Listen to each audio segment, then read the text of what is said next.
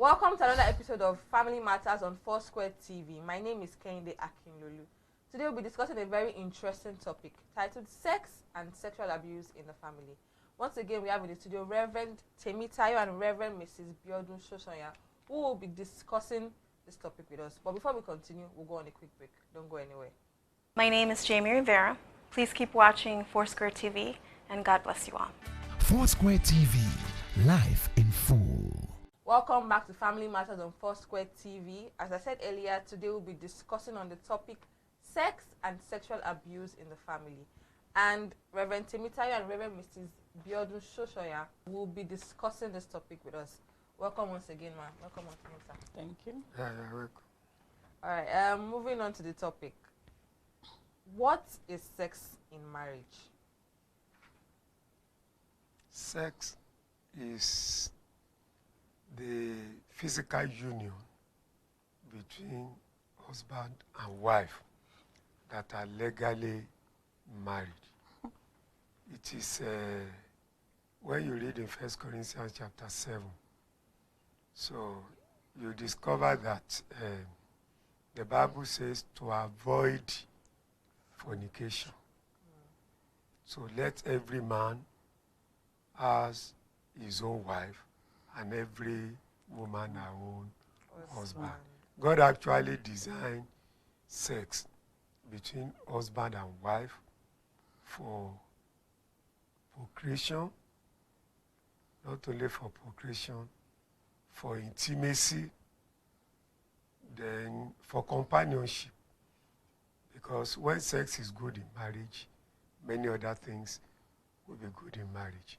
And we have discovered that 80% of the problems in marriage could be traced back, directly or indirectly, to the issue of sex. But right sex is between husband and wife that is legally married. Daddy, I heard you say to avoid fornication, Yes. you should get married. Yes. Does that mean that you are saying we should get married early?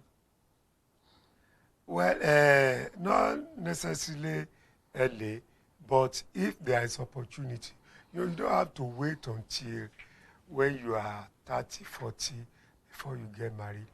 There are some things we consider before getting to marriage, like maturity, physical maturity, spiritual maturity, financial maturity, emotional and mental maturity. But the major problem, why people have problems, is the issue of financial maturity. Some people think until you have the whole money before you get married. No.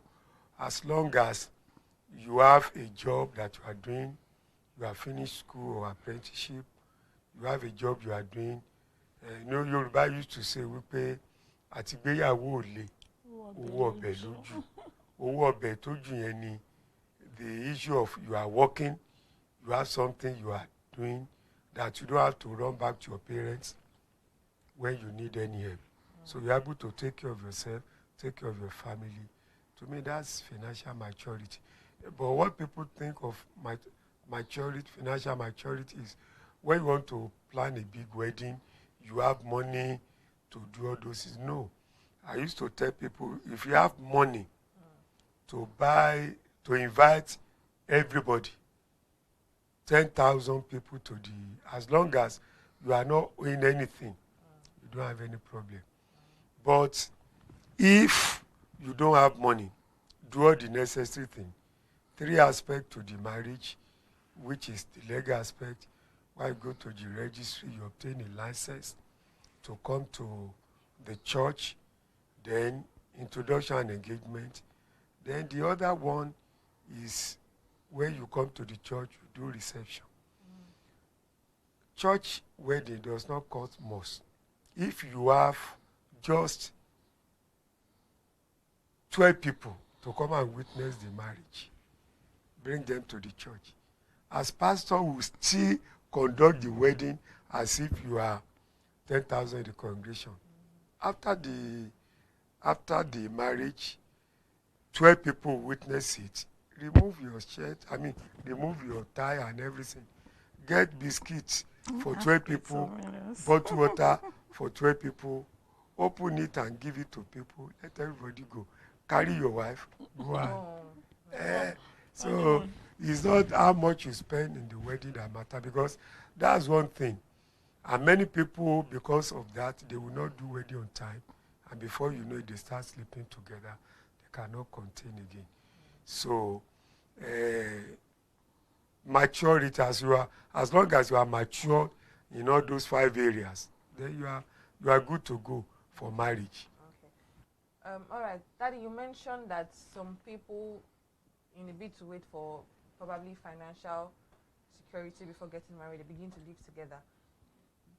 Is that a sin, or do you consider that is that fornication? Yes, that's pure fornication. You know, I said something.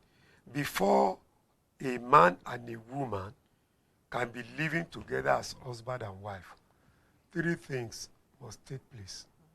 Until the 3 are done, they can't live together. If they live together or start having sex, it's fornication, and it's a sin. Now, what are the 3 things? First, you go to the first one is traditional marriage, where you go to the parents, they give you the list of what to bring, and then you do the introduction and engagement. Then you go to the registry. They give you 21 working days notice. That's about a month. So after that, they give you a license that you bring to the church. Every Christian should do marriage in the church. So, but you have to obtain a license from the registry.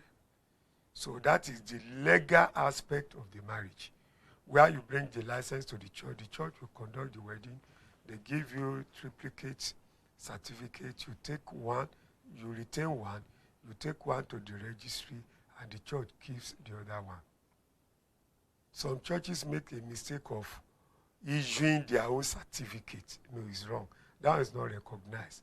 It's the one what you take from the registry is a license for the church to conduct the wedding. So you take it back, so then you keep one remains in the church. Then the third one is where you now come to the church, where they conduct the wedding. After that, you do reception. So until you have done that, the traditional marriage, where you pay dowry and all those things, then the legal aspect, where you go to the registry, and then when you come back to the church, until, that I've seen some people, the moment they do introduction and engagement, they say, if their parents have known, they start living together. That one is wrong. Until you complete the 3 processes, you can't start living together. And if you start living together and you begin to have sex, it's fornication. All right, thank you very much, sir. Mommy, can you please tell us the importance of sex in marriage? The importance of sex in marriage, I would say, first is to cement the marriage. Because, like your father, you can't go into sex without being married. If you're not married and you go into with your father, it's fornication. And it's the carnal knowledge of ourselves, physically. And the Bible says, therefore shall a man leave his father and mother and cleave to his wife, and he shall be one. And continues to the last verse saying, the 2 of them were naked and they were not ashamed. It's to help us give ourselves to one another. And when you are giving yourself, it's not an issue of saying put off the lights. They were naked and were not ashamed. So it's something that should be done in the open. Open light, though, not where people are seated. Not in the presence of anybody, not in the presence of any friend. That one is another thing entirely. So it's just between the husband and wife. In the same room, on the same bed. So, and anything could happen. It's like we have something, benefits of sex on the phone.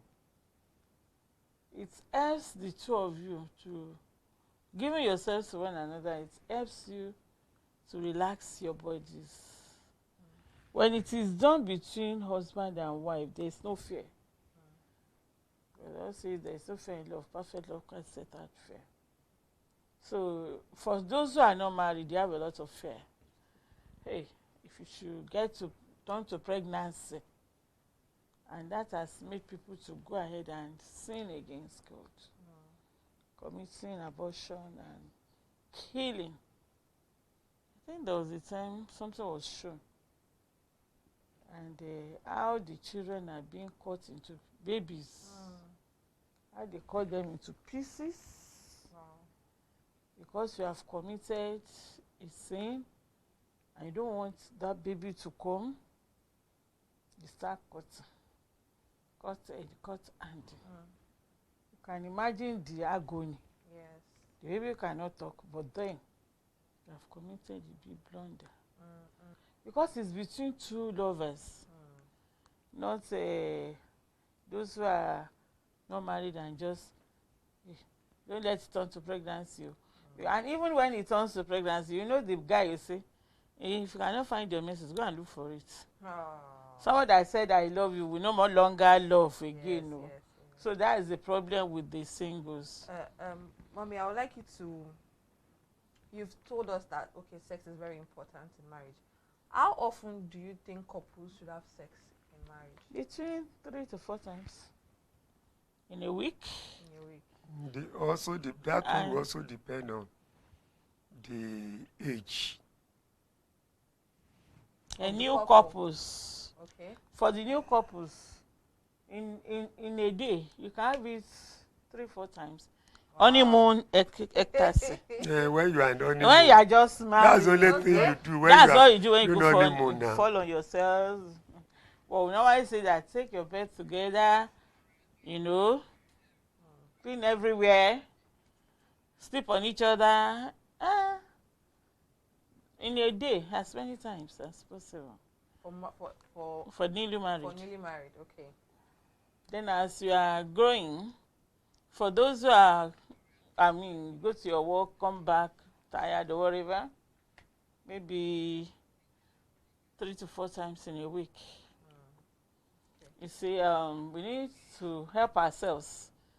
For women or ladies, that one may not be easily moved. But men, the moment they see the wife, you see your wife like this, the body is ready to work. And since you have your wife, you can just call your wife, you do the foreplay, you don't rush.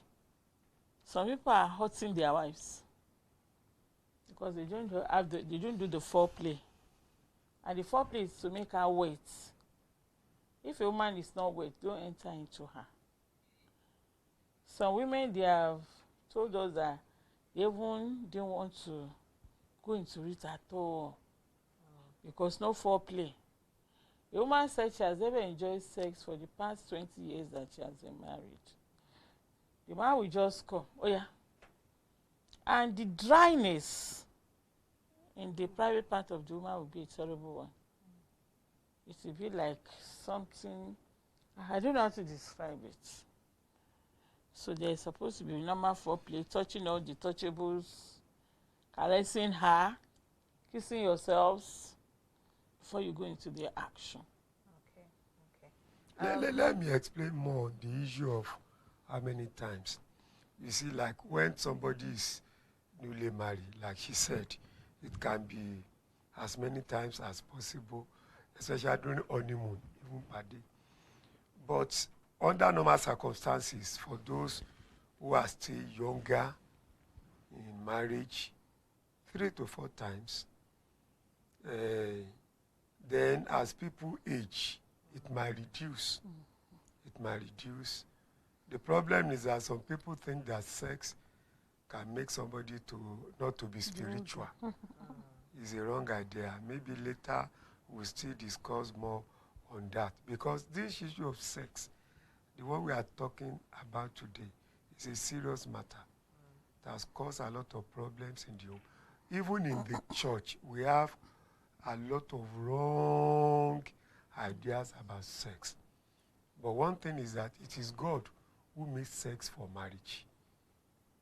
Not only for procreation, but for intimacy. In fact, somebody said that he said sex may not be the most important thing in marriage, but he said it's an indicator of the healthiness of any marriage. An indicator.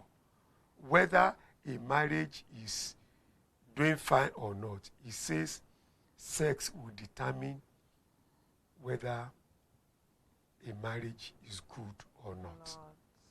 So, for those who are not, somebody can have sex with anybody and enjoy it, so to say. But, no, let me put it this way. You can have sex without loving the other person. Yes. That is for those who rape. For those who are not married, they say, I love you. Okay, prostitute, they have sex. Then after that, if she says, I'm pregnant, you say, no, it's not for me. But you cannot love as husband and wife without having sex. I don't know whether you get what I'm saying. I understand what Yes, you can have sex without love, but you cannot really love as husband and wife without having sex. All right, thank you very much, sir, for that explanation. We'll continue on the topic sex and sexual abuse when we come back from this break. Don't go anywhere. My name is Alicia Davis, and please keep watching Foursquare TV. Foursquare TV, life in full. Welcome back to Family Matters on Foursquare TV. Today on the show, we are talking sex and sexual abuse in the family. Mommy, can you tell us, how can one spice up their sex life? How can a couple spice up their sex life? Because, you know, we've heard a lot of things that, okay, it gets boring at a point. Is that true? And if it is true, how do we spice it up? Well, I've been married for 37 years. And I don't think it has been boring. Has it been boring? I can never be boring. When there is no love, it could be boring. In fact, we used to say something like in Yoruba, don't say. do see. Okay. As you grow older, it becomes more interesting. So, you know, getting to understand yourselves well. And, you know, you don't just come to each other, just bounce on your wife like some men will do. Yeah, let's go.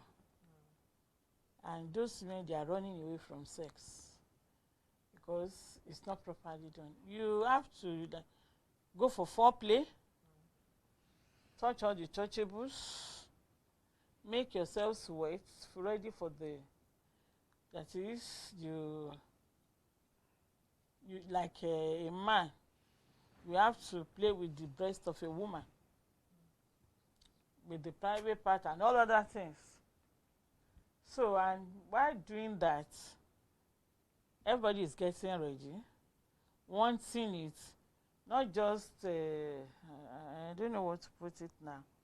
It's not just something that becomes a kind of activity that must be done. It's something you long for. It's something you want to wait for. Like if you are in the office, a man will just can call the wife, my wife, get ready for me. When I get back home today, we're going to travel to Jerusalem. Make coins. Mommy, I've been hearing this Jerusalem. I think I understand what it is, but I would like you to please explain for those that don't understand what Jerusalem is. You know, we just coined it. We discovered that when you go to church, to minister, any church you go to minister, you can't be talking sex when the children are there. So we now coin it to Jerusalem. wonderful city. So that's how that one came up. Okay, okay. So the getting prepared yourselves. The husband can call the wife, "Wait, get ready for me. Oh, I've gotten my visa, I've gotten the ticket, I've gotten everything needed to board the plane." So by the time you do that, nobody is eager. I need my husband. You know, there are times some women, they pretend, especially during the the ovulation period. A woman wants the husband to come. But instead of you to call your husband, we as ladies, so to say, we should learn to invite our husbands. That's, oh yeah, now, I'm ready for you. If you can't talk, touch his body. You know, men, before they see you, they are ready. But women, you have to play with all the other parts of the body for her to be ready for it. So by the time you are used to all of these things as couples, everything will be okay. And one thing is, when you're having it, before the husband comes, before he penetrates, you have to be very wet so that there's no pain, and the movement can be very easy. So by the time the movement starts, you move on. Say sweet things to yourself. How good he is, how good she is, and the like. And when a man is to come, he must not just come without informing the wife, because she needs to know and get prepared. And there is a way he always say that it's just like when the plane is landing, when the plane lands, there's speed for the plane to stop. So make that speed and then you stop. And after stopping, after you might have ejaculated, you don't leave your wife. You still hold on to her so that she'll be fully satisfied. So many women, they have complained that they are not satisfied. A man said after having it with the wife was still running after him. It was when we explained all of these things in the program. Said, oh, I can now remember. I now know why she was running after me. Until the woman says, so yeah, come before you come. And until she is fully, you know, there is this graph. For a man, when they talk of having sex with the partner, their own graph is going up and coming down sharp. Within 3 minutes, a man could be satisfied. Or 5 minutes. But it's not like that for a woman. For a woman, the graph goes up. It may take 10 minutes, let me just say that, before she gets to the peak. So when she gets there, she remains there. And then she comes down gradually, which altogether may, let's say, 20 minutes or more. It depends on the individual. And at this point, after coming, all of them will really enjoy themselves. You may sleep off or whatever, but mostly when it is a relaxing period, you sleep off. All right. Let me add another thing to that one. You know, if you actually want to spice up your sexual relationship as husband and wife, you should understand something, that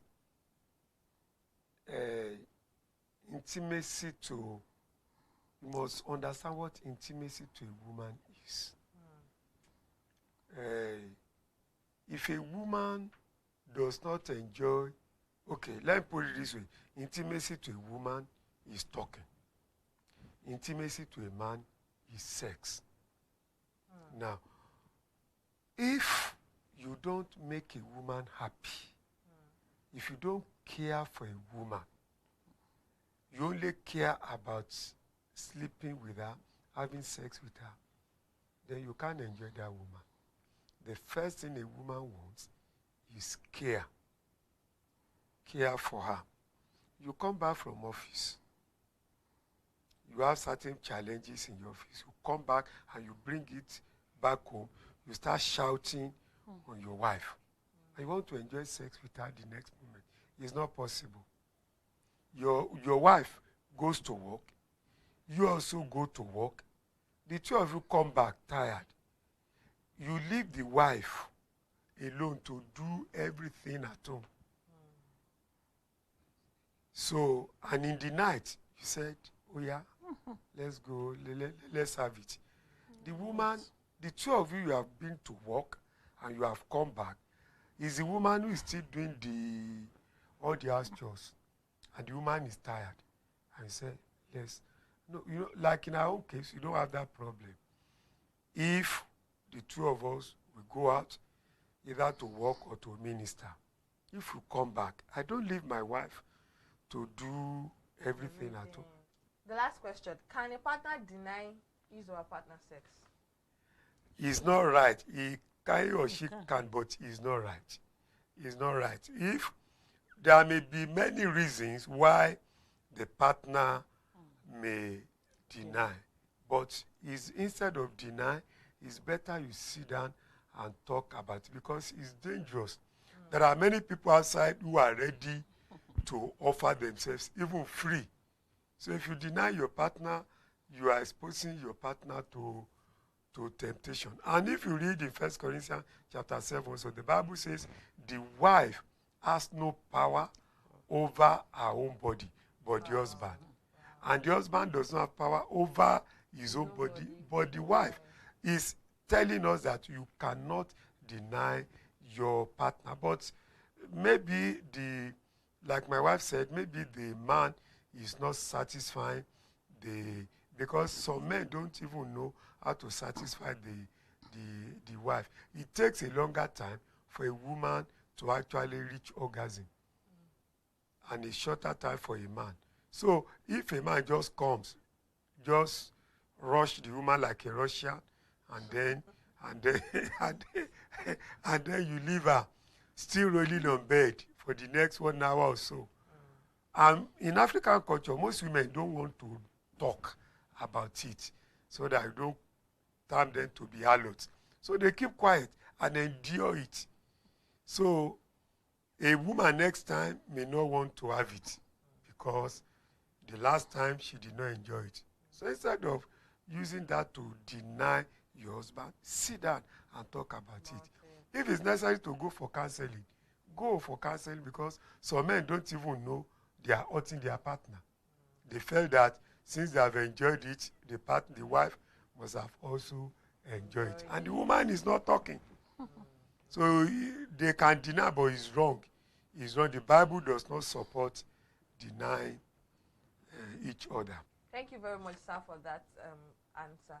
That is all we can take on this episode of Family Matters.